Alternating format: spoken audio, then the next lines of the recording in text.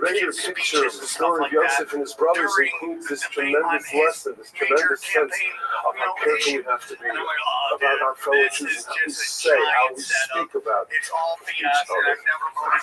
Rashi again, in Shmos, page 298. These are all famous Rashis. We all know these Rashis. We sometimes call them a Rashi to live by.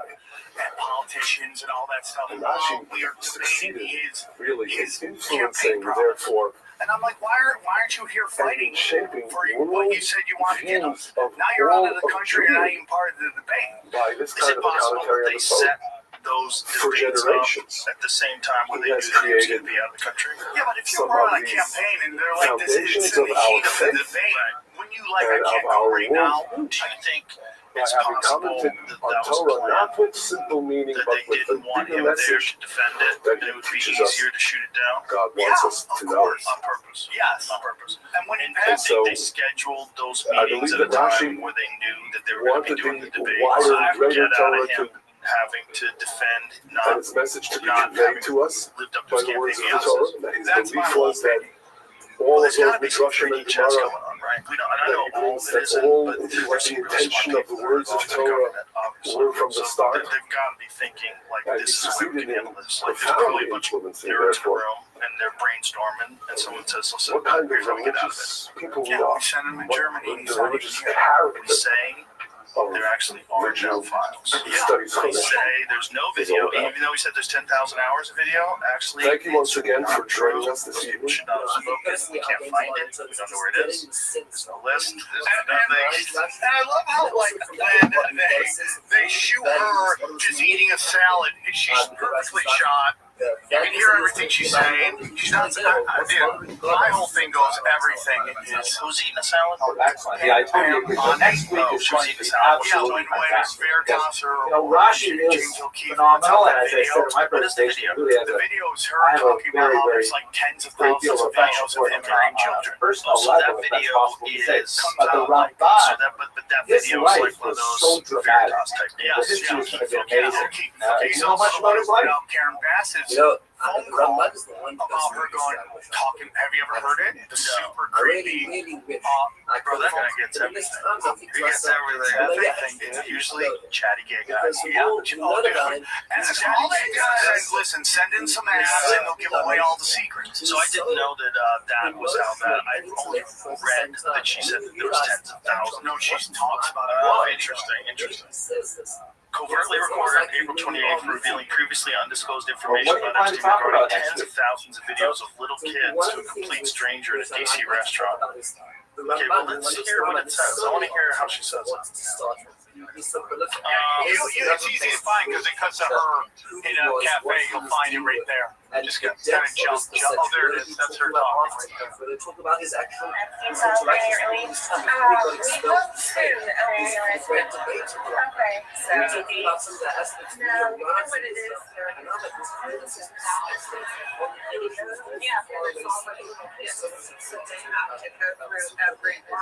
In the past, officials have spoken. Okay. She didn't even say underage girls. She said little kids. Yeah.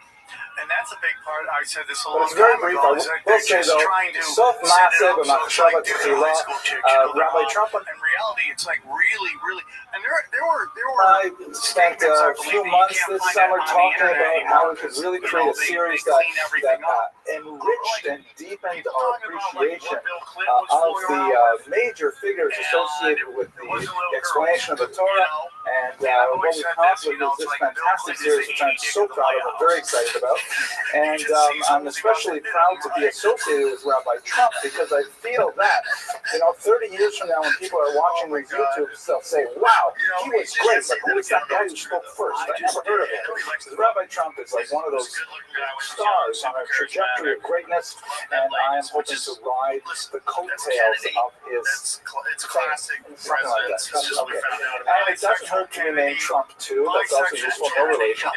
Tonight's topic is the Ramban. Very dramatic life and lots of excitement and a lot of tumult and fascinating material. I am going to just give you a very quick overview of the major events of his life, and then I will turn the microphone and the podium over to Rabbi Trump, who will take us into the text. So in the first half hour, we'll get a sense of who Rabbi Nachman Ben Moshe was as an individual, and then we will focus on a little bit of what he thought, and really get to know the Ramban properly. Okay, so let's start right away. His years are 1194 to 1270. For most of his life, he lived one of quiet, increasing achievements on a scholarly path of greatness, and he was well recognized, well regarded throughout his life as a scholar of international renown, and he lived, a life of shalva. He lived a life of relative ease in one of the greatest places where Jews could live in the 12th century, 13th century, excuse me. And then towards the end of his life, when he was already in his 60s and 70s, then he encountered challenges which would have crushed a much younger man. But he steeled himself and was able to rise to two major challenges in his life, both of which we will explore in both parts of this lecture, to really achieve international, or I should say, millennial greatness by what he did in the final 2 decades of his life. He was known in his lifetime by his contemporaries as Harav HaNe'eman, as the faithful rabbi, meaning the steady, always predictable, always reliable kind of rabbi. He grew up, of course, in Spain, which is always a tremendous exception in Jewish history. The reason why this is so is because the demographic makeup of Spain was radically different from anywhere else in Europe or North Africa or the Middle East. Specifically, from the time of the first exile, the second exile, I should say, in the first century of the Common Era, Jews typically were a tiny minority living in one large majority culture. In the case of North Africa and the Middle East, there were a small community of Jews living amongst a huge majority of Muslims. In Christian Europe, small minority of Jews living in an overwhelming mass of Christians. Especially before the Reformation, there would basically be Catholics and so on. And so that was the kind of binary relationship of Jews to the outside culture. In Spain, however, you had the confluence of 3 major cultures. You had Muslims, Jews, and Christians. And because neither the Muslims nor the Christians had a lasting centuries-long hold on that peninsula, as a result, the Jews could parlay that 3-way triangular relationship into greater power and, in many cases, stability for the population as a whole. You have these phenomenal figures like Hasta ibn Shaprut, who was a major diplomatic figure in Spain, essentially the Secretary of State of Spain. You have Shmuel ibn Agrela, also known as Shmuel HaNagid, who was one of those exceptional figures who was not only a great intellect, writing a commentary on the Talmud that is still included in some records even to this day, and also a figure of great political renown, and the commander of the armed forces of one of the nations of Spain. It's hard to imagine, the chief of staff of America, completing that theology. But that's only a fraction of what Shmuel ibn Agrela was, and that's the kind of character that was produced in Spain at that time. And of course, the great eagle, Hanesher Hagadol, the Rambam Maimonides, also stems from this culture, and because the Muslims and the Christians were constantly fighting in Spain, the Jews could often use that space between those two cultures to create authority structures for themselves, as we see in the golden age of Spain a little bit earlier in this period. So that's when he grew up, and those are the kinds of things that informed the political culture of the day and actually had a major effect on him in particular. His family background was one of a really glorious background. The name, of course, Nachmanides, is the Latin for son of Nachman. His first name was Moshe, just like Maimonides, as we've discussed in the past. He actually had a non-Jewish name, that's little known. Bonastrub da Porta. I have no idea how they came up with Bonastrub da Porta. I mean, my Hebrew name is Hillel, and my English name is Henry because they both start with the letter Hey, right? But Nachman and Bonastrug just did not fit one with the other. I think Bonastrug means one day will be a great rabbi. I have no idea what it means. I just know that.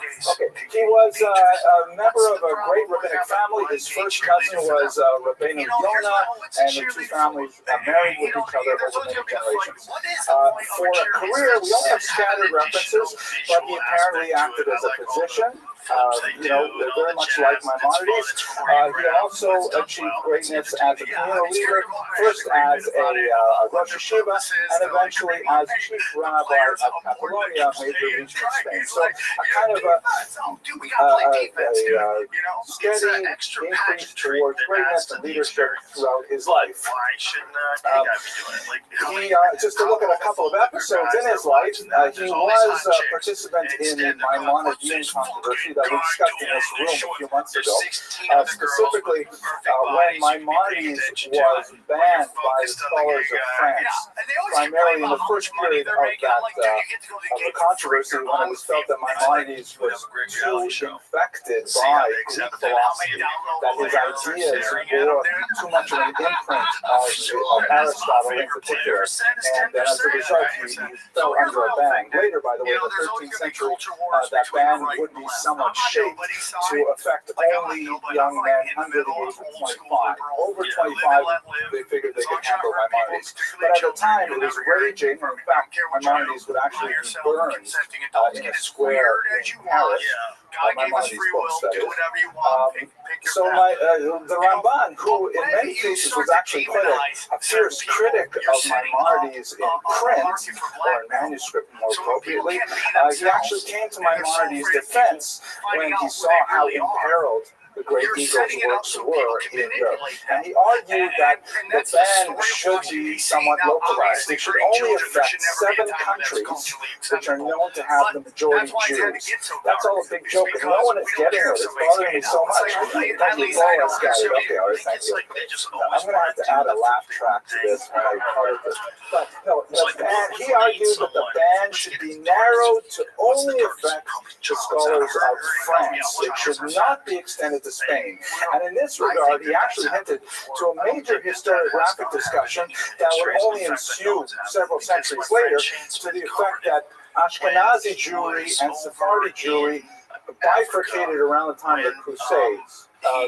Just to say it very quickly, after the Crusades, which I believe we discussed not too long ago, right, when we talked about Rashi, after the Crusades, Ashkenazi Jews, according to his argument, their culture began to look inward, began to become much more insular, regard the outside world as far more toxic, regard non-Jewish culture as far more dangerous for Jews to engage in, instead to shut down influences of the outside world. Spanish Jewry, on the other hand, which did not experience the trauma of the First Crusade, continued to be much more open to non-Jewish culture, much more open to using the vernacular. In fact, Shmuel ibn Abel, who I mentioned earlier, he actually wrote love poetry in Arabic. Yehuda Levi similarly wrote love poetry in Arabic. And some of it is actually, pretty 17+ rated when you look at it, because they were active participants in the wider culture. So Nachmanides' argument was, you Ashkenazim, they're a couple hundred years after the First Crusade, this is like dangerous for you, because your youth are not trained to acculturate themselves to the outside world, and if they were suddenly to be exposed to Maimonides and by extension to Aristotle, it could be dangerous for their self-view and for their Weltanschauung as a whole, and so therefore this ban is really only appropriate for you. But us Sephardim, living in Spain, where we're regularly in commerce with Christians and with Muslims, and we're fluent in 2 languages easily, for us, we don't need this ban. His voice was not heard, and of course the Maimonidean controversy only got worse, but nevertheless, he was a voice of calm in those difficult times. Perhaps the most dramatic period of Nachmanides' life is the disputation of 1263 that occurred in Barcelona.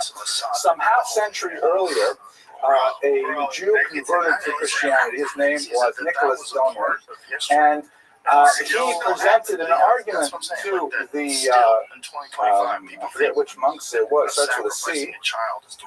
Help me out here, one of the monks. Anyways, he presented an argument to God. No, not Pablo. I'm talking about Nicholas Donner. Where is Dr. Levy? Starts with a C. Friars. This is fucking amazing. Dominicans starts with a C. I knew it. I said Dominican monks. He presented this argument that you've been trying to convert these Jews for so many centuries, 12 in particular, and it hasn't worked. And you know why it hasn't worked? Because they have a secret book that you Dominican friars know not, which is the Talmud. I, a recent convert to Christianity, I know the Talmud backwards and forwards. I know it like the palm of my hand, and I can show you that the Talmud is exactly the reason why the Jews don't convert. That and a steady diet of Chinese food. Those two things, and they will never convert. You have to cut off the supply of Chinese food, and you have to. Okay, so what ended up, thank you. So what ended up happening was that Nicholas Dolan organized a formal disputation, and with one of the important rabbis of France, and it didn't go so well for the Jews. It was, and I don't want to take us too much into that particular disputation, but it was left somewhat inconclusive at the end. So 50 years later, another convert to Christianity, a man named Pablo de Cristiani, that was his Christian name, obviously, he decided to try again. He approached essentially Pope Clement VI, who brought it to King Aragon, the King James I of Aragon, and who insisted that they have a debate on the Talmud. Now, at this point, King James I was actually somewhat friendly with Nachmanides. He was on good terms. And again, this is Spain, this is not France. And James I did not have tremendous enthusiasm for this project at all, but there was a certain struggle between the papacy and the monarchy, and so he ultimately caved and said, okay, fine, let's do it.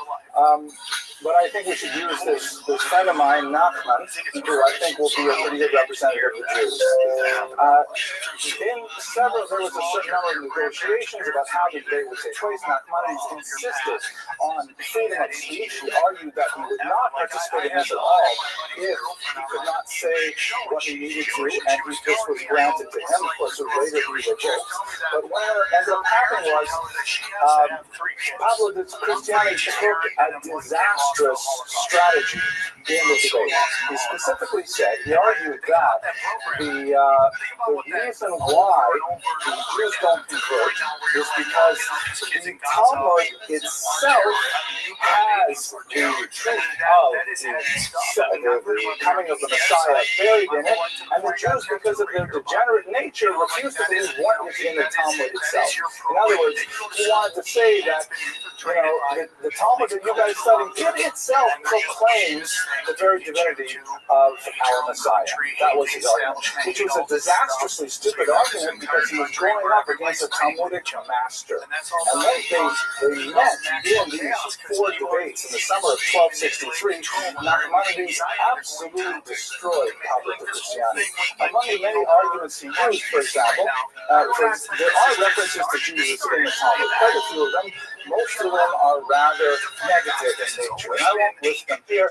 I'm sure that in the YouTube version of this, someone will thankfully provide all of them for the rest of the audience. When Pablo de Cristiani pressed Nachmanides on this, what do you say about these statements? He says, that Jesus? No, that's not the same Jesus that you're talking about. We have lots of Jesus. There's so many of them. And he said, look, who's the teacher of this Jesus here? Yeshua ben Zakkai. Well, Yeshua ben Zakkai lived 200 years later. Can't be the same Jesus. And therefore, you can say what you want, but you're not referring to the right Jesus. Which one is the right Jesus? I don't know. And so, in other words, all of Pablo de Cristiani's best arguments were very easily deflected by this one single position that Nachmanides took. Fascinatingly, we have both sides of the debate in footprint. We have the Sefer HaVikuach, which Rabbi Trump will discuss in his portion of the hour. That's Nachmanides' version of the debate. And we also have the Latin transcript of the debate. So we have, because they kept it, they want to copy it too. And there's lots of overlaps. There's lots of places where the text was probably altered to This is fucking amazing. But we can observe a few real salient ideas about the debate based on its conclusion. The church, of course, won. That was a foregone conclusion. But King James I said, Nachmanides, you did a great job. Here are 300 gold coins, and you better hightail it out of Spain, because you are in so much trouble. You did such an amazing job. You embarrassed the church. You can't stay in the Iberian Peninsula any longer. So anyway, he was kicked out of the Iberian Peninsula. He was forced to leave. It was a very, very tearful departure. Among other things, the legend says that he told all of his followers, his family, some traveled with him, some stayed behind. He told them they didn't know what would happen to him. His plans were to make Aliyah to Israel, and that's quite a different proposition in the 13th century as in the 21st century.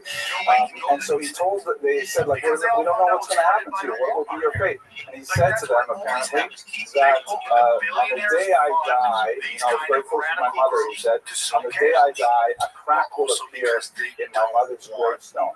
And according to the legend passed down by Spanish Jewry, that in fact happened, that 4 years later he passed away, a crack appeared in his mother's tombstone. But we actually don't know exactly when he died, or even where he is buried. There are several hidden sites for his tomb. He made his way to Israel in 1267, and what he found on arrival was amazing. In Jerusalem, there were only 2 Jewish residents, and in order to pull together a minyan for the high holidays, they had to canvass the local villages to bring in a minyan.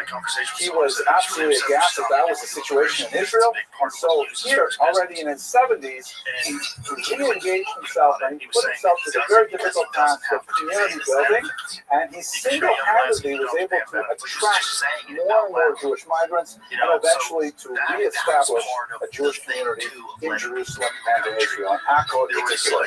A quote he writes from one of his letters to his sons: only 2 brothers lived here. Dyers who brought their dye from the governor were joined up to 10 Jews in their home on Sabbath for prayer. Something about his thought and writings, and that is by way of introduction to my illustrious colleague, Rabbi Trump. He was a huge, very prolific commentator and the author of several standalone tractates. I'm looking at the back room, back of the wall. I see several volumes of his work right here. He was, unlike Rashi, much more of a Kabbalist, a very strong influence of Iberian Kabbalah. He was also influenced heavily by Maimonides, even though he differed with him on many areas. But he was a systematic theologian, unlike Rashi, whose main Jesus is a genius is as a commentator reading through the text. Ramban was writing monographs. He was writing books. This is a book on the afterlife. This is a book on the laws of family purity. This is a book on what we think about good and evil, Sade Karalo, things like that. One of my favorite texts, which actually I spent about a year studying with one of my daughters in preparation for the Bas Mitzvah many years ago, is the Igerat HaRambam, the letter of the Rambam, which is a letter that he wrote upon his departure to one of his sons. It's a very brief letter, perhaps 500 words in length, and very powerful statements. Essentially, it's a tzavah, an ethical will, in which he tells his child, these are the things that are really important to me as a human being, as a Jew. I want you to absorb them, and I want you to emulate them, you and all of your progeny.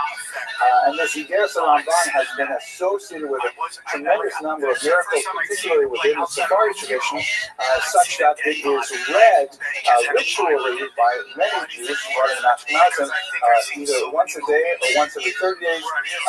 A good measure of whether or not a siddur is worth buying is check out if it has Years around Don after chakras, because that'll give you a sense of where it's coming from my humble opinion.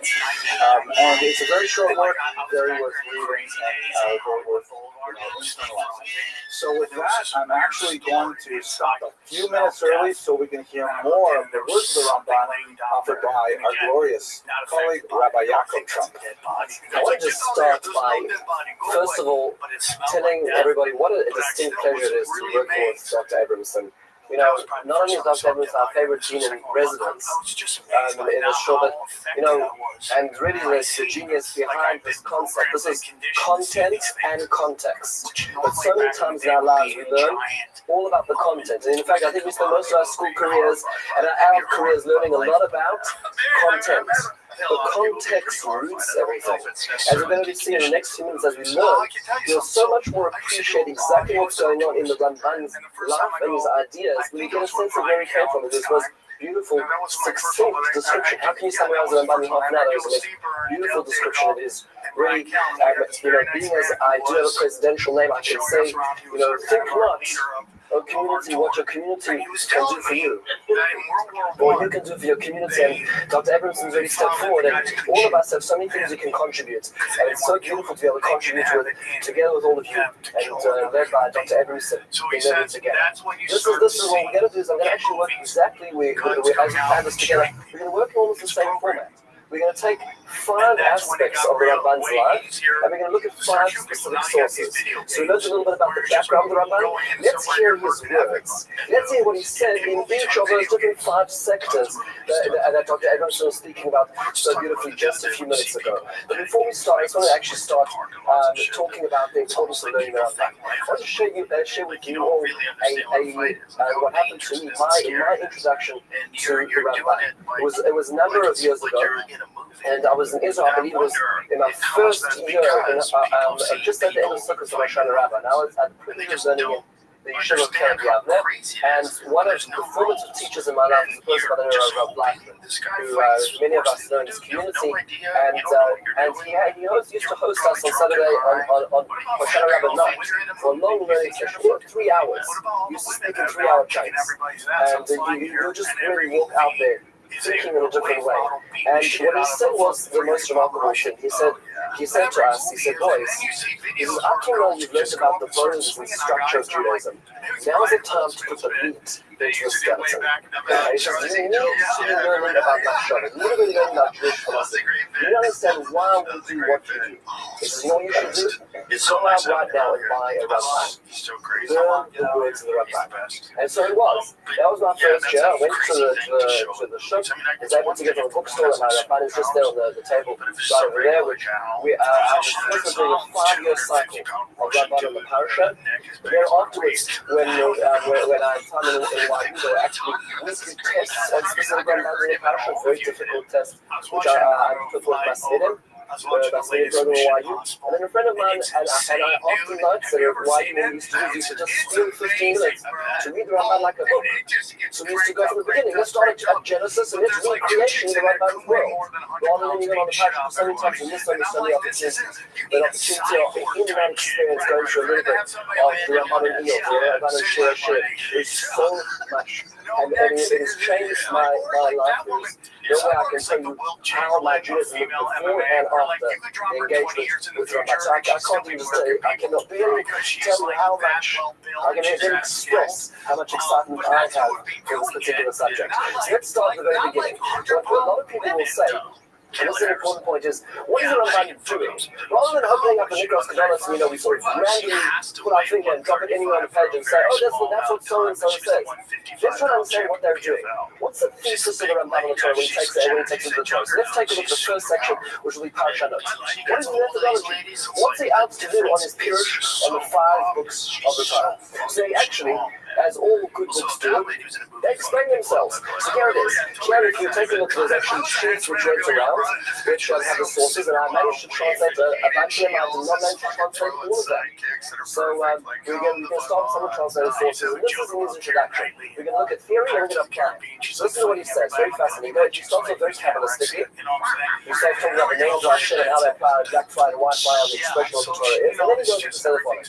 Here's what he's going to do. Well, sending all from the main narrow from the Torah, and I'm going to place to the light of the candelabrum, Kirusha Rebbeinu Shlomo Ateres Tzidra Tziras Tiferes. He's going to be the centerpiece of the glory. Here's the Kirusha Rebbeinu Shlomo. Who's Rebbeinu Shlomo?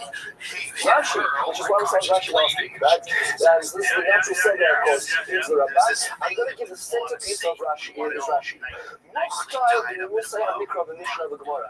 His crown, listen to the two parts there, with the sensitivities of the text of the Mishnah and the Gemara.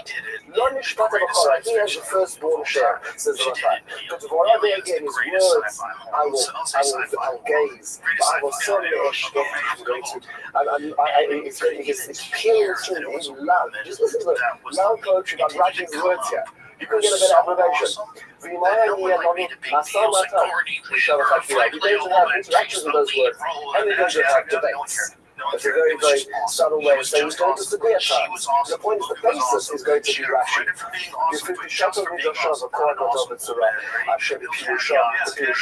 I'm going to discuss all his chapter, whether it's English or it's chat. Now, folks, this is what the general problems with translation. You probably didn't realize that you keep it all lines. Okay, so a lot of these introductions, even Ezra, the Rabban, these are wording words. You translate these words, they're all flat. But there's a certain cadence to the way this introduction runs, which is why he's using very corrected words. And then he says the things he wanted to get in mind. He says, the Rabbi Abraham ben Ezra, and regarding the Ibn Ezra, who we're going to deal with in just a few weeks' time,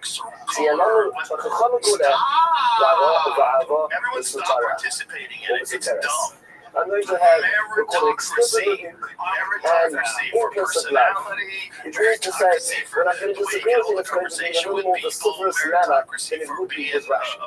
That's just he's laying out what the primary description is over here. Where's his starting point always going to be? Always Rashi. Where's his counterpoint usually going to be? Ibn Ezra. Okay, so this is going to be the way he's going to do it. What is it not about Rashi? What is it about Rashi that he's so loves, he's so desires to learn about? Yes? I couldn't give a shit. The fact that he's got the sensitivity to three parts, the text and the Torah Rabbi. Let's see that special. Let's take a great example right now. We're around for us. Here we go. So, lost in translation, lost in one of the deep areas of voracious peric, yud, between the great flood and the dispersion. We have the following description. For Kushalan is Nimrod, so there's a gentleman called Nimrod is born, who had found the Yoskibor of Haaretz. He started to be the strong man of the land. Who I are, Gibor Tzai, was a great hunter, now Hashem, Al-Kei Yamok, Nimrod, Gibor Tzai, now Hashem. Therefore, we will always say, you're like a hunter, like Nimrod. So what is the Torah talking about over there? Well, what's really going on with Nimrod? You know, positive, negative, neutral, folks. What is going on with this puzzle? And then about 5 episodes what's positive? This is a story of a black man sounds like? Who stops white hijackers. You've never heard of God. Sounds like, your name is pretty funny. Sounds very positive. What's potentially negative here? And you don't realize it till you're No, there's no mention of evidence here. That's, Mel Gibson directed. That one was good. Because she's put in front of God. Very good. Means saying he is in front of us. So that puzzle that can go both ways. It could be subservient, or it could be actually putting himself forward. I didn't actually think about that perspective. It's very fascinating. Another option that he has the word Zion. Zion, what kind of hunter is he? What is he hunting? Who are the victims of his hunting? This is where the Rabbi steps in. Here's a classic Rabbi. Let's take a look at the next source over here. So let's take it right from here. He says the following. What's the format today? Starting point is always Rashi. Fantastic. So let's start with Rashi. He says, "Kol Yakubot Sadi Hashem." Sada Data on the Shabrios, he would hunt, this is propaganda, he'd hunt the minds of people. He wasn't out there in the field of bow and arrow, says Rashi. He's actually going and with his propaganda, he's convincing people of his ideologies. What is his ideology? Rebellion against God. על כן אני אומר על כל אדם מרשיע באזוס פנים ויודע רק לבונו having love יאמר זה כניבות. Therefore any person in history, or as what the Apostle is saying, any individual in history who's going to actively, intentionally rebel against their Creator, is going to be called a Nimrod. Right? And so wonderful biblical name, and some children in Israel still have it today. But at the end of the day, the Apostle can say, this is the format, this is the model, this is for a person who actively rebels against God. Because who's he hunting? People. Hashem, as I was saying, against God essentially, not in front of God. That is what Rashi has done here. Why is this important in context? What is about to happen in the stage of anthropological, ecological development of humankind in Bereshit Perek Yud? We have just finished the flag. What is the next step of the Tower of Babel? And we know that in fact Nimrod is heavily involved. So the way Rashi is really saying who was behind the Tower of Babel is Nimrod, because he's the person who said that's rebel against God. So now he's putting those two types of context now kick into place, and Rashi has said this. And he continues to say, Lashon Rashi, quoting Rashi, but and then Rashi is in fact quoting Chazal. So why does he like Rashi? Because Rashi is going with a traditional approach as to how to interpret this passage. Good. Contextual idea. Then he goes on to stage number 2. Stage number 2, as he always describes his introduction, was Ibn Ezra. He has Ibn Ezra. Already Abraham, Pirush Hefech, he went the opposite direction. He went to the positive territory. What type of hunting was he doing? Well, what did people hunt in those days? Animals. So he was just a very sophisticated hunter, right? Pirush Lifnei Hashem, in front of God. Listen to what he says. What else could it mean? If he's not taking people against God, how's the hunter relating to God in front of God? Yeah, see if you can find a video. So says Ibn Ezra, he continues to end this paragraph, he says, that he used to bring sacrifices. So he'd hunt all these animals, bring them in front of God. So according to Ibn Ezra, how was Nimrod posing in front of God? Positive and neutral? Very positive. Nimrod is in fact a very outstanding leader in the community. According to Ibn Ezra says, I wish to talk about that to say, Rand's war of Nimrod. No, there's no word for what Ibn Ezra says. Now you must take Russia. He is actually justifying an evil person. Because what's the reason of the Ramban's rejection? Our rabbis knew via tradition that he was incorrect, that Nimrod is a bad person. This is such an important point. See what's happened over here? Ibn Ezra has essentially cleared the deck of any tradition and analyzed the concept by itself. He said, no, it is a hunter, it's in front of God, maybe the hunting is in front of God, he's bringing these sacrifices to God. Isn't that a wonderful thing? What is he missing? He's missing everything that Rashi added, which is the tradition. We don't just understand the Torah because one day we open up the Torah and analyze it with no context, with no sense of tradition. We have to analyze it going back. We have to go to the Gemara and Rabbi Rothschild and understand where it comes from. That's what Rashi is doing. That's the problem that Ibn Ezra has over there. Well, this is a very important point over here, is to sort of stop and appreciate what Dr. Edmondson said just a few minutes ago. The Ramban does not spare words for people who disagree with. Okay, so, and it's very clear, and this is why you get so much enjoyment when you read that, the transcript of that debate. But in Warsaw, the Ramban wrote, this is an opportunity just to footnote and say, if you click the HTML here, the Ramban wrote many books about people who didn't go to the Bible keywords. One example is a book which was written called the Baal HaMaor. The Baal HaMaor was a young man who wrote the book, that's the Rabbi Baal HaMaor, who wrote the book on the myth, Rabbi Yitzchak was the first halachic codification of the Gemara, was written by Rabbi Yitzchak from Fez. And what happened was that this young man, the Rothschild, this young upstart in the view of the Ramban, wrote the Pirush in one called Baal HaMaor where he disagreed with the Rif. And the Ramban said this was inappropriate. It was inappropriate, some say he was actually 17 years old. It was inappropriate for somebody to do such a thing. So on the Ramban right, he wrote a book which title actually explains the whole agenda of the book. It was called Milchamas Hashem, the War of God. And the War of God was no less than a War of God, and he spends no words in every single page where he disagrees with those Rabbi Baal, and in terms much more sophisticated than this. So this is a point to see when the Ramban does not spare time for people he disagrees with. Now, this is where we jump into the third section, and this will be Parshanot. The Ramban says the following, and now he comes back to his own Pirush. Take a look at the next paragraph. There we are. That which was good in my eyes. So now the Ramban is moving away from Rashi. His name was David Ezra, and now he uses his own realm.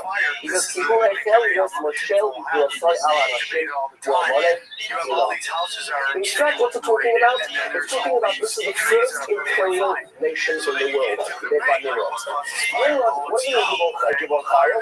It means to say, in Gilot Tzayit, we was a person who, in fact, now took his will and imposed it on not just the Babylonians, he goes on to describe the Assyrians as well.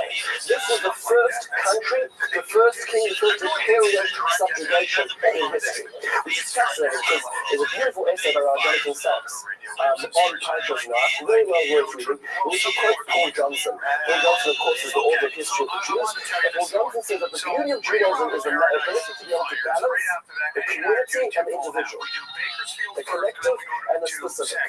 What's interesting over here is this is exactly what is going on in the Dora HaPlaga, in the generation dispersion. What was the problem with the generation dispersion? As Jonathan Sachs argues about it, is that wasn't even had one language. It meant to say that one person imposed their rule, their language on the entire region. There's only one way to live society, details didn't matter. What's the Ramban say? That's exactly what Nimrod is doing. That's what it means, Gibor Tzayit. But you see what the Ramban has done? He starts off with Rashi. He knows this person's bad. Rashi tells you how he's bad because he used his propaganda against God. But he notices his father can't be. He takes the same ideology as Rashi. He must be bad, but he now adds a sophisticated legal to it. He doesn't disagree with Rashi. He's going further in that vein, which is our notion of imperialism and the rise of imperialism. That is a classic Ramban in the Torah. When we listen to this Ramban, there's our Derech HaEmes, which we use in which is Kabbalistic edition. That's the most of the translation of the Ramban stopped translated.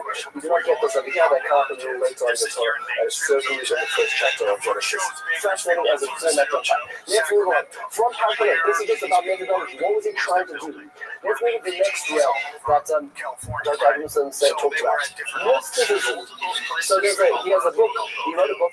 He wrote many books. And one of the books he wrote is called Torah Sha'ada, the laws of humanity, what is a human. In it, he discusses many halachic aspects of Vedas, which a lot of arguments of Vedas are based on his works, as quoted through Shulchan Aruch. But at the end of the book, he's got a section called Sha'ar HaGemur. Sha'ar HaGemur is about the end of days.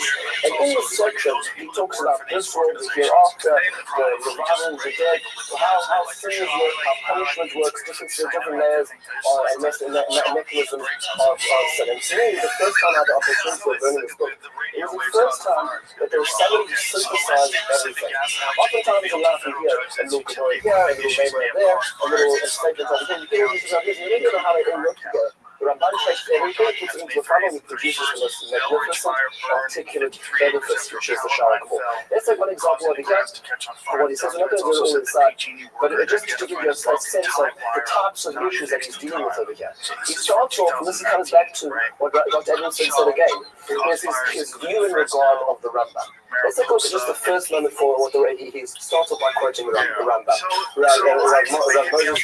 Maimonides. He says, "Ma yikra divrei harav hagadol Rabbi Moshe Zechron Yisrael." So remember, when he quotes Rabbi Ezra, it's not on the same level as this. He quotes him Rabbi Moshe Zechron Yisrael, the Rabbi Gadol. I believe he disagrees with Rambam across the Torah and across his works, but the way he says it with great deference and respect.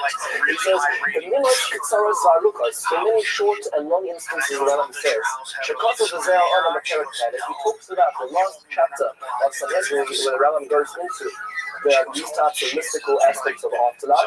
He says, "Allah Kibbalah Rabba, Yaskil Nashkosenu, Shom Nisodos Abore Kifur Shiaskilu Ba'olam Hazeh, Nisodos Kivim Avazal Yosef." In the world to come, we're going to have access to secrets which we don't really fully understand in this world. Why? The hereafter,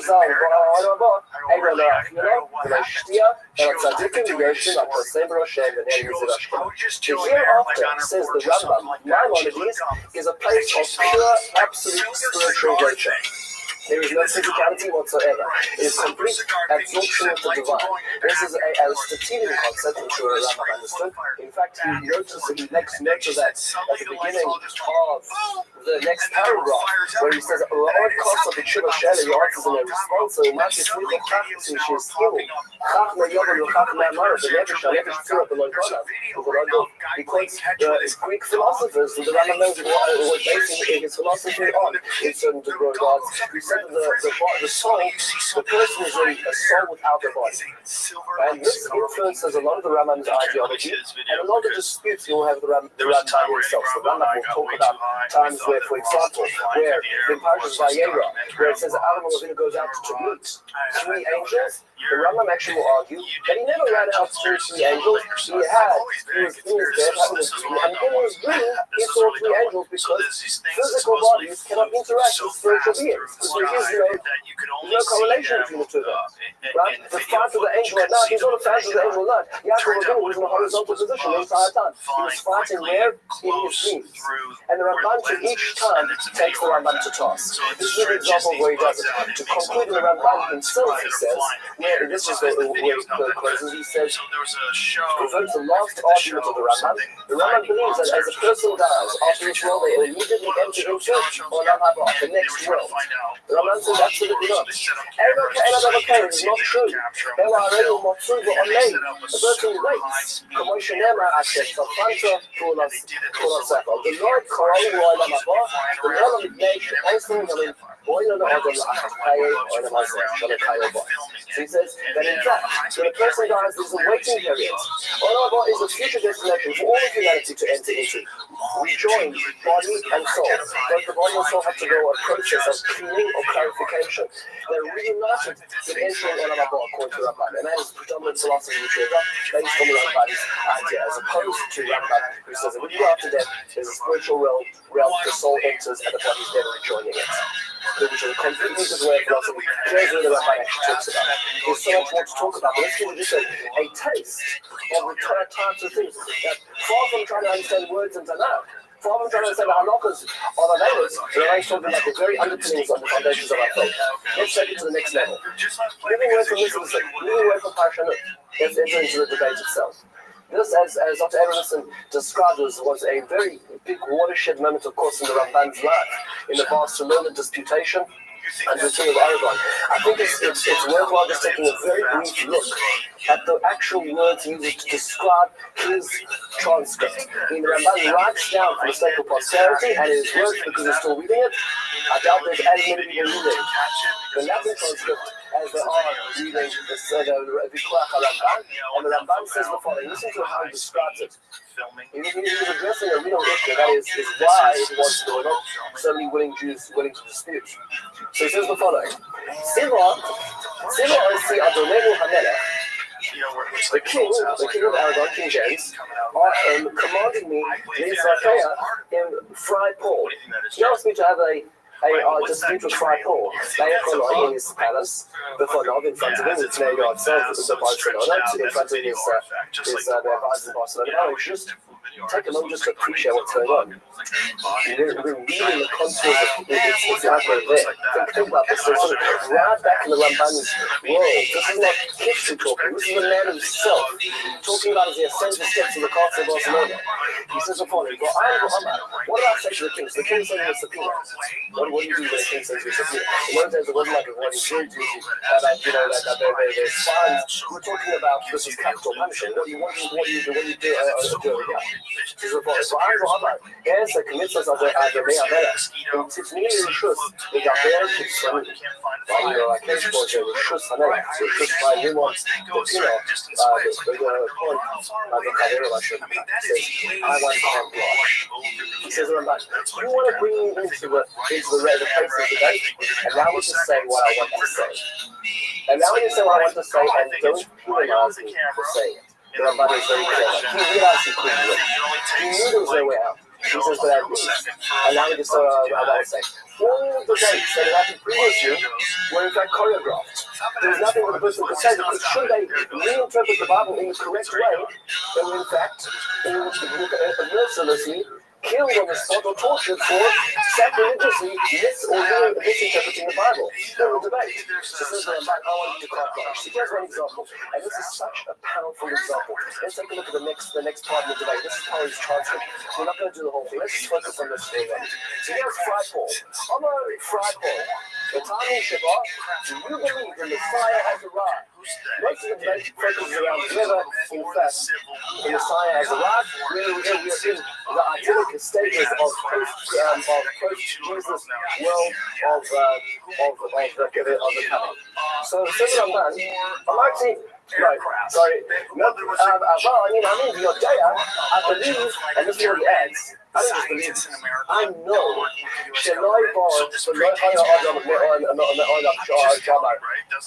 In fact, I know that he did not believe. And there's no verse in Shalom like there's nobody else besides Yeshu. Who was called as coming. I cannot believe in his being a Messiah. I'll tell you why, for two reasons. Okay? Now, by the way, this is his carte blanche. Okay? He is digging so deep. You can imagine, at this point in time, the Dominican priests, shuffling in their shoes at this point in time, as he is about with what he's about to say. Okay? This is real time now. Shanavi Omer Mashiach. The prophet says about the Messiah, he's going to control the world from coast to coast.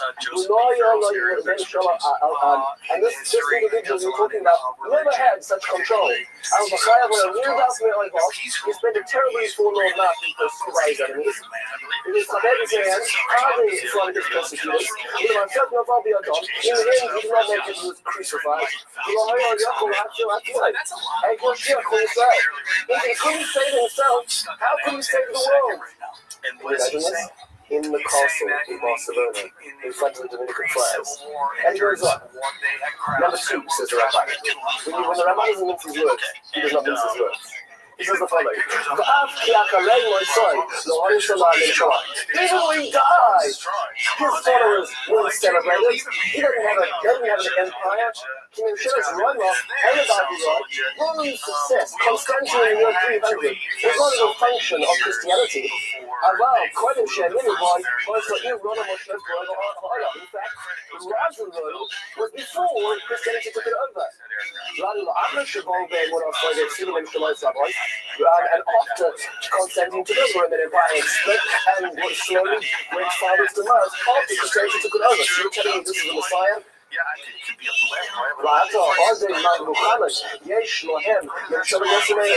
Look at Europe, look at the Middle East, who's in control? The children of Muhammad, not Yeshu. This is what I'm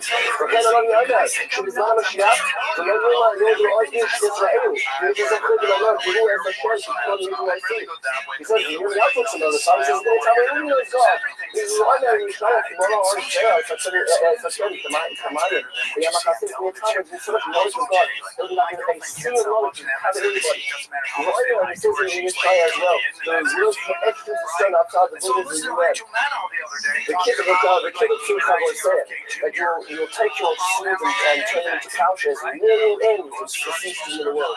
And war will never proliferate again in the world.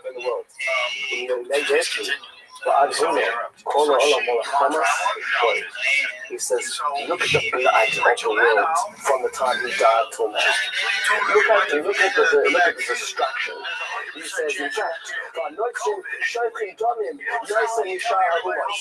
Christians are responsible for more bloodshed than any other nation. The Gami came, the Gami Arayas, or immoral, the coming year, Kosher of the Yamina, with the Parsha of the he says, and you, King James, would it be a good thing for you to wage wars?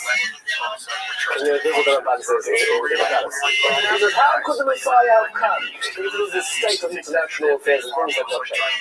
This is what the Ramban says. You just see the power. Can you imagine? I sometimes dream of having an opportunity, even just 5 minutes to interrupt that. I dream of it. Just being able to bask in his glory. And you sort of get to the sense of who he really is. But just imagine 5 minutes in the presence of somebody like this. Let's go a step further. We're going to follow 2 more ideas. We're just a little pressed for time. personal growth.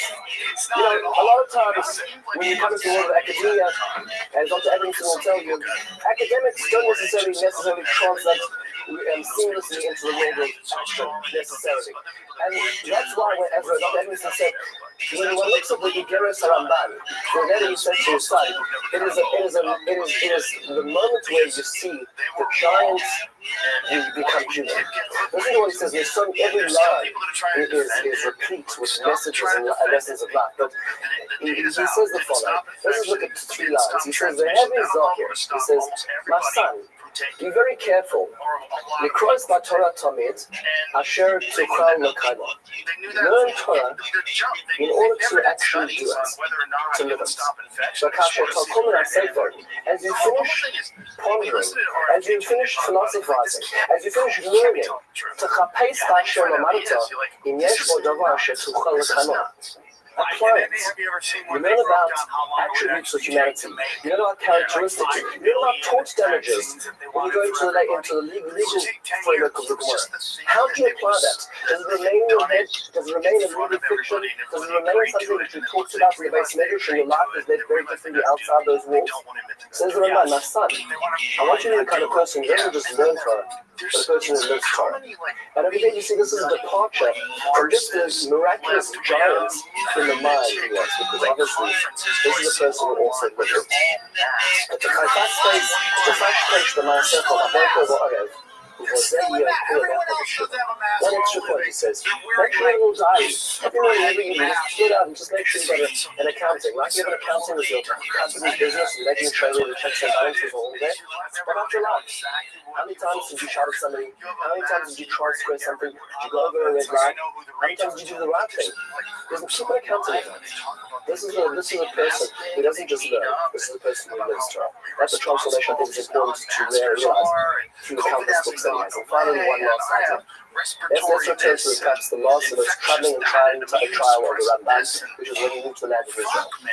This piece over here that we're about to read, and we're about to learn, is so moving.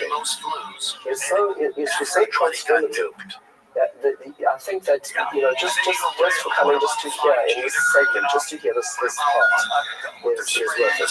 So Rabbi Rothschild is Dr. Caleb says in Israel, and he finds a very impoverished and unstructured community which he tries to reconstruct. In fact, there's a picture of the 1800s, so unmistakably, the early 1900s, looking in the Chol of the Shul in Jerusalem. But as you know, just before it, next to the minaret, is underneath there, where there's 4 columns, is a shul which is attributed to Rabban. He talks about 4 pillars down the middle. And in fact, there's a base medrash there, there's young and all the time for those that the opportunity to go. There's only minaret in the Jewish quarter, and just underneath it, before you get to the shul, which is the Gold Baruch Hashem, which is the previous there is the Ramban's shul, which is allegedly where he gathered his meal on those Shabbos.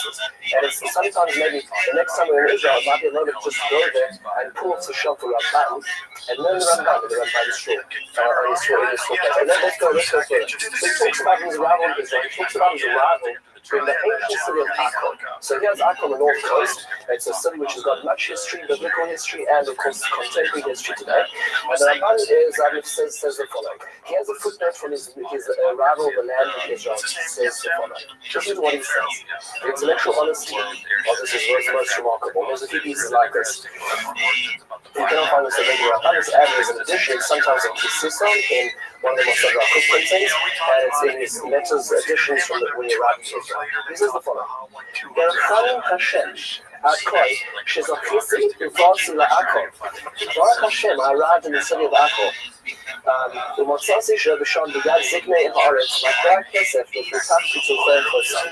found a silver coin which was written with inscriptions, engravings on it. On the one side looked like a stick which was flowering, and the other side looked like a bowl of swords. And around it was this writing which was very clearly engraved. Take a look at this. This is the coin that I'm talking about. Right? So we talk about the stick which is flowering, we talk about this bowl, and we got these inscriptions. Now, let's try to appreciate it. Once I'm trying to get to the end of this page. Ramban talks about this over here, and the problem is that both he and us look at these blankly. What does it say? And we don't know. Why does he not know? Why do we not know what it says around it? Because this is Ksavi, this is a Kagan. Okay? This is written in Ksavi, the original, Ksavi, but the original disputers, the development of this, the original letters of Hebrew, which are written in the following way. So he says the following. Let's come back for a second. So here we are. He says, the hero across on the Kutzim, the Koroniya. I gave it to one of the Kutzim, one of the Acadians who lived around there. He really read because, of course, he could read the Ugaritic Semitic language. He says the following. Ki huk savi v'riach shenisha l'kuzim k'moi shemus kabes ahead l'zgoy sanevi daf chavseset. The Quran that's on the earth on shekel hashkarim. The one scripture says this is a shekel of a shkarim. This is an ancient shekel used in the times of Beis Hamikdash. It's not a shekel in Yerushalayim HaKadosh. The other side was written in the inscription was Jerusalem, the holy city. The one in Kiatzilus Nakrosh or Aaron Shkejel Korafia, the one side is the staff of Aaron, which sprouts forth those beautiful flowers. It's our Hashem in Yerushalayim HaKadosh. And the other was the bowl that contained the manna, which was allegedly left in the Kodesh Kodesh as the Lord describes it. The Shokamu also, so what the first Ramban does, we weighed it. How much does shekel weigh? You're holding history in your hand. How much silver does it weigh? The Shokamu also, the Shokalos, Mishkola, Asara Kesef, Astrela lands. It weighs a particular type of silver. The Chatzia Ukia, she is Kira Rabbeinu Shlomo. It's Chatzi Ukia, which is like what Rabbeinu Shlomo says. Who's Rabbeinu Shlomo? Full circle, Rashi. There was a dispute between Ramban and Rashi how much a shekel weighed. And he gets to alcohol and he weighs it and he weighs how much like? Can you start the debate? Like Rashi. You know what I'm saying? It's all been theory. He's been living in Spain up till now. Now for the first time this trip he's able to see it. And he weighs it like Rashi. So what do you expect him to say now? What's the next sentence? What would the Ramban say at this point in time in his life? So at this point in time, he could either have not written it down, he could either excuse this from his thesis because it didn't fit with his natural work, which he spent a long time working on, so that's clearly good. Or on the other hand, he could say, hands down, Russian did me, listen to the sensitivity of his words. If I'm not listening in he quotes the he says, Rabbeinu Shlomo Rashi has incredible support for this. Listen to the sensitivity. He has a man who's looking at archaeological real digs. He's looking at archaeology. Is it absolute proof? No. He didn't say Rashi's right. He says Rashi has got an incredible support, an incredible proof. Why? Because Ramban also has the sensitivity to realize this may not be the only shekel. And in fact, 4 years afterwards, many other shekels of different weights were found that were used at different times. So Ramban, on the one hand, then one of our teachers, Rabbi Rothschild, points to the Ramban as the most incredible integrity and honesty of the Ramban. I know this is on the one hand, and I'm wrong. It wasn't what I said. But on the other hand, I feel absolute truth. I'm able to be able to actually come to the end of Israel, appreciate what I'm seeing, what I'm feeling, and to adapt my whole life work, even at his old age, to be able to do this. This is really an astounding piece of history and culture that's coming together. What we did, what the opportunity to do was we looked at a little bit of the Ramban's methodology, his mysticism in the world and the hereafter, his disputation in the lower of Barcelona, the transcendence of that from the world of the mind to the heart, and finally how that applied in things like the language itself. I hope this has been a drop in the beginning of our exploration in what is a transformative experience of living the Ramban. Looking forward to the next week, ladies and gentlemen. Everyone dying in the ocean, to scare you from going out there. Like, I'm afraid of sharks. Like, I don't want to go out in the ocean, but what's going on in the ocean? We see stuff coming out of the ocean all the time. What's going on Thank you very much for coming tonight. Sharks are real. Sharks are real. You should be scared of them. The ocean is unforgiving. And alligators. And it's a fascinating topic, and once again, I'm thrilled to be teaching. Jaws makes this thing boom right in your face, right? Probably before that, nobody was thinking about sharks. Last week's was really exciting. If you missed it live, you can always catch it online. And we're going to go to a totally different part of the world and the historical landscape today. We're going to move from Christian Europe to the Muslim land. And of course, for most of diaspora history, Jews experience either living as a minority within Christian lands or living as a minority in Muslim lands. Very, very different experiences right up into the 20th century.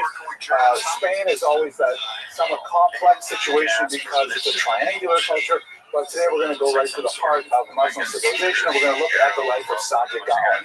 Just a quick word on the periodization. You'll recall from the first class, Jews tend to create historiographic groupings of time based on generations of scholars, not based on external historical events. In fact, using terms like medieval with regards to Jews is very difficult because, for example, while Christian Europe was sunk in the Dark Ages, we had Rashi.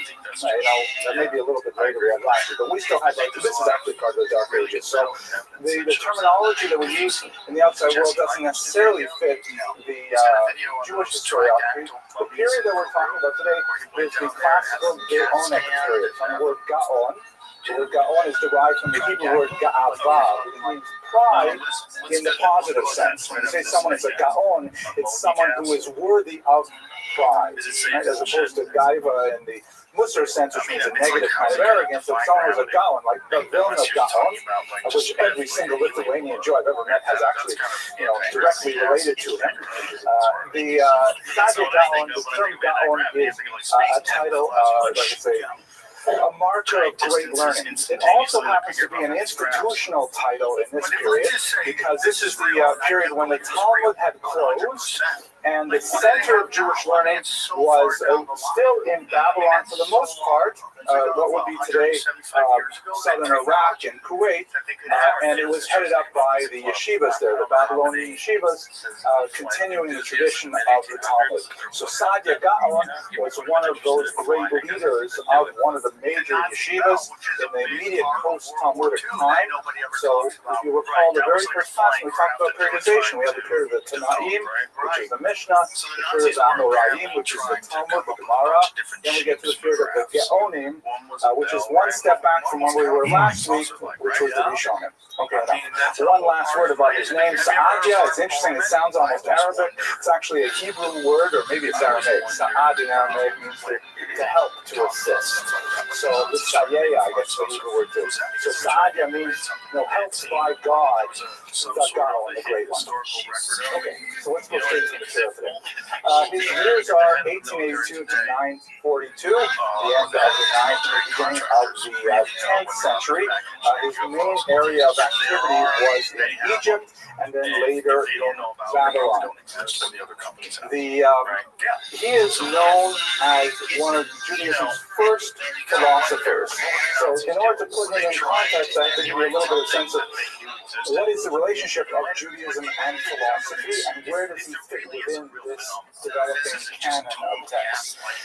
We, as Jews, have a sort of love-hate relationship with philosophy. The word philosophy is, of course, Greek in origin, as we understand philosophy as a whole to be Greek in origin. I think it was Whitehead who said that all philosophy are footnotes to Plato. Like we have this one great Greek philosopher, Plato, who's shown here in the red, by the way, and everything that he wrote, which was essentially the teachings of his teacher, Socrates, shown here, the rather buff guy up here, that formed the Western tradition of philosophy. The word comes from philo, which means I love or to love, and sophia, which means wisdom, the love of wisdom, just the pure love of knowledge for its own sake. The Greek tradition, which developed under this man Socrates here in Periclean Athens 500 years before the Common Era, was characterized by an unremitting questioning of reality, an unremitting questioning of every fact, of every preconception. The Socratic method was so named after Socrates because he questioned absolutely everything. And he claimed to be the wisest man in all of Athens because he knew that he knew so little. For example, he meets a soldier and he says to the soldier, "Oh, you're a professional warrior, you must know something about courage. He says, in fact, I do know something about courage. So he says to him, Charmides was his name, well, tell me, is courage like running blindly into battle? And he says, no, you have to like be cautious. That's not courageous to run blindly into battle. So don't worry, so it means to hold back from fights. No, sometimes you have to go and fight.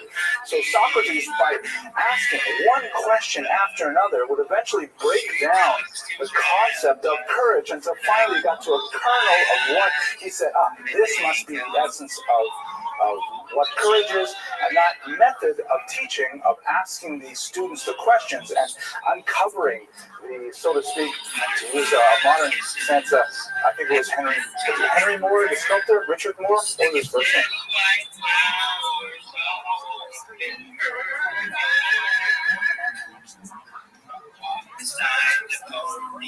Control the Sonos experience directly from within the iHeartRadio app. If you've got Sonos, The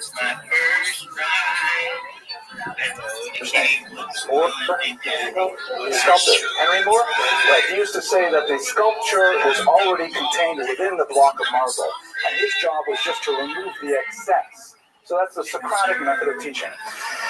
This particular picture, of course, is very famous. Jacques-Louis David, at the end of the 18th century. It depicts the famous suicide of Socrates because he was kind of a rabble-rouser and all the youth were attracted to him and he was kind of breaking down Athenian values. He was forced by the elders to either recant and refuse to teach the youth anymore or drink hemlock, a deadly poison, and he chose the latter. And here he is consoling his obviously distraught students, including Plato, who's at his knee here, and he's saying to him in a famous passage in the Apology of Socrates, death is either a just reward, pointing heavenward, or a dreamless sleep. And he drank the hemlock and he died. So as Jews, we love philosophy. We just got so into it. It got us into trouble. That's why we had the Hanukkah Rebellion, because we just loved it so much that it tended to overwhelm traditional Gemara ways of thinking and certain logical systems that did not comport with the same kind of logic that the Greeks used. But we, although we had to kind of find a balancing point with philosophy, nevertheless, we loved the pure rational aspect of it. We loved engaging in pure debate, and the sense of it, the love of wisdom, the love of truth for its own sake really appealed to us. But we did not develop many distinctively Jewish philosophies in the ancient era. Perhaps the greatest one is this man here, Philon, also known as Philo. They named a very delicious pastry after him. You may have seen that. And he was an Egyptian scholar, a Jewish scholar, who essentially wrote a philosophy of the Bible. Because in many ways he differs from the rabbinic tradition, he has not been absorbed into the traditional canon. So you will not read Philo if you go to yeshiva. He's just like sort of out there. But he had a massive influence on Christian philosophy, who borrowed from him and his translations of biblical and rabbinic texts into Greek, so a major part of it. But still, he's kind of chutz lamachane, outside of the camp in terms of the march of Jewish intellectual ideas. The first real philosopher, in the sense of the word that we're using right now, the first one to make an impact within the Jewish tradition, mainstreaming Jewish tradition, would be Saadia Gaon, who was not influenced directly by Greek philosophy, but by Arabic philosophy, which was in itself an inheritor of Greek philosophy. And he gave us a different way of thinking about text, thinking about tradition, that was heavily influenced by Muslim models. And perhaps the greatest innovation, in my humble opinion, I'm not an expert in this field, but his greatest innovation was in terms of his expression of those ideas. Numbered paragraphs is a kind of a Saadia-esque, is that a word, Dr. Levy? Saadia-esque? Saadia-idic? It's like a Saadia would do that. Sadducee? No, it's something else. He would just say, okay, like the Greeks didn't do this, but the Kalam philosophers of the Mutazilite trend, which is a Muslim way of approaching the Quran, they were using these numbered paragraphs. He said, okay, this is chapter number 1, idea number 1. idea number 2, sub-idea 2A, and it was just so organized. It was mathematical, it was logical, it was lockstep. You would like get onto the rails and you could not get off this track because it was so straightforward. It was like, you know, what do they say? Quid est demonstrandum, something like that. It's totally demonstrated, you know, quod est demonstrandum. It is completely demonstrated. You can't walk away from it. That's the kind of impact he had. Off the top of your head, you may have not read too much Sadia Gaon, but who really adopted this more than anyone else, who really shaped? Rabbi? Rambam. You're cheating, you already have smicha, but you're right. The Rambam, he disagreed with Sadia Gaon in so many ways, but he loved the format. Oh my gosh, what a great way to present ideas. I happen to use it in my emails nowadays. Let's put it inside the global context now. So what is Islam, just for a quick moment to give you a sense of how this fits with the Jewish history. So Islam as a faith emerges in the 7th century from Central Arabia here, and it spreads with amazing rapidity throughout the entire Mediterranean basin, taking over the entire Arabian Peninsula in a very short period of time. You can see here the colors here. This is the solid green is when Muhammad died. I believe it was in 636, 632, I think. So this is the region